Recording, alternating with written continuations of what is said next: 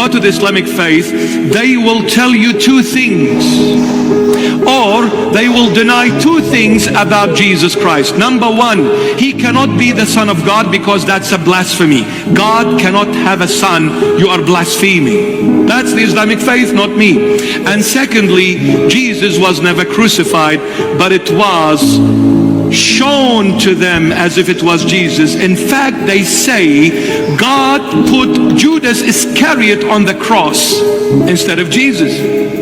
Judas Iscariot,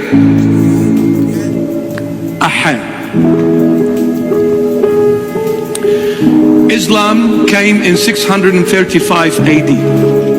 The Gospel of John was written around 100 AD.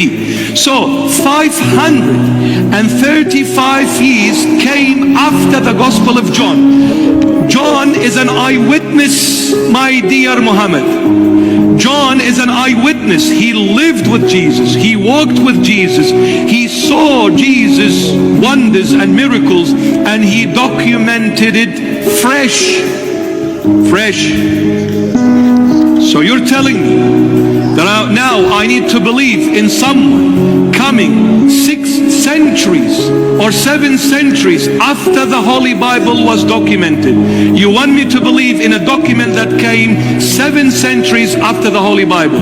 You want me to believe in someone that never saw Jesus, never lived with Jesus, never walked with Jesus, over the one who walked, lived, ate, embraced Jesus Christ every single day for 3 years and 4 months.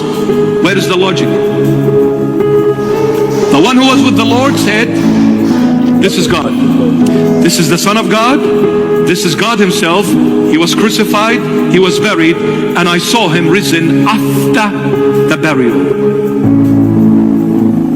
Muhammad came in 635 and he said, he is not the Son of God. He is just a prophet. He was never crucified. In fact, Judas Iscariot was placed by God to deceive the Jews.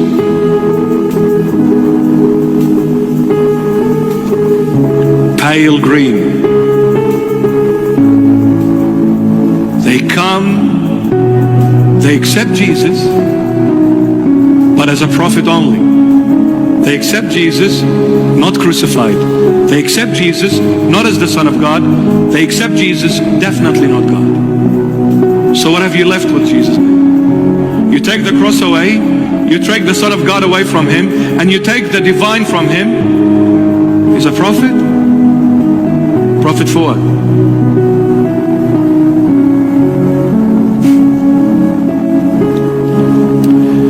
Those who wrote the Holy Bible, both Old and New Testament, are over 40 writers.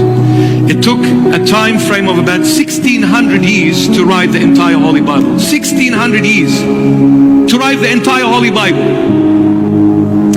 The entire authors, the entire writers, I should say, the entire writers, different level of education, different background, different times, different countries, all of them wrote the same thing. That Jesus Christ is the one and only. He is the Savior, he is the Messiah, meaning God, and he was crucified, and he's going to rise from the dead, and whoever accepts him shall be saved forever. And 12 apostles, they hugged him every day. They walked with him, they lived with him. They documented everything that they saw. You want me to deny all this and believe in someone that came 6 centuries later? Did you know the Quran was written 200 years after Muhammad?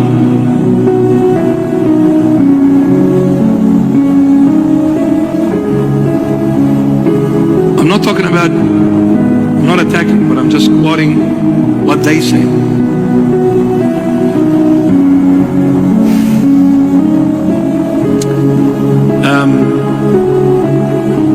By the way, in the Islamic book, his name is Isa.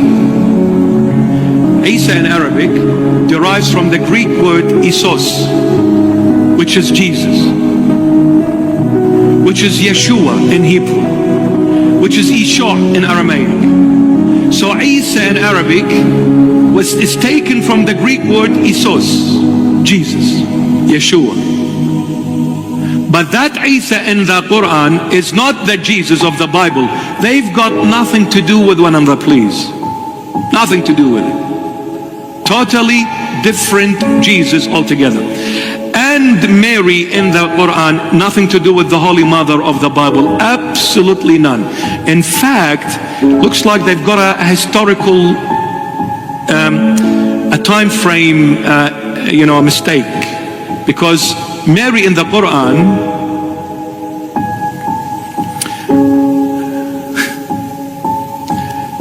is referred to as the sister of Aaron. Who's Aaron?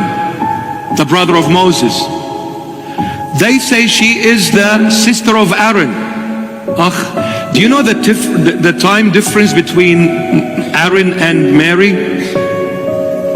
1500 to 1600 years. How can she be his sister? So they're talking about two different people here. So if somebody comes and says, like, we believe in Isa, but that Isa is not my Jesus, this person has got nothing to do with the Jesus of the Bible. Absolutely not. The Jesus in the Bible is the Son of God, is God. The Jesus in the Bible was crucified, and he is the Savior and the Redeemer of the world. Do you believe in this or not? Don't tell me he's a prophet. What prophet? What am I going to do with a prophet? A prophet can't help himself, let alone help me. But it's ironic how they come back and they say that Isa went up to heaven alive and will come back alive. Muhammad is dead and rotted in the grave, yet this one went up alive, and when he comes back, he will judge the living and the dead. I just want to know, who is the judge of the living and the dead? Isn't it God? Would God give his job to a prophet? So is God now unemployed? I'm asking, is God unemployed? Who is the judge? They'll say God, but you just told me this prophet is going to judge the living and the dead. Now the other thing is, wouldn't you want to follow someone who is living instead of someone who's dead? Looks like this guy's done much better work. And if he's going to judge the living and the dead, meaning like humanity, shouldn't I be nice to this one who's going to judge me?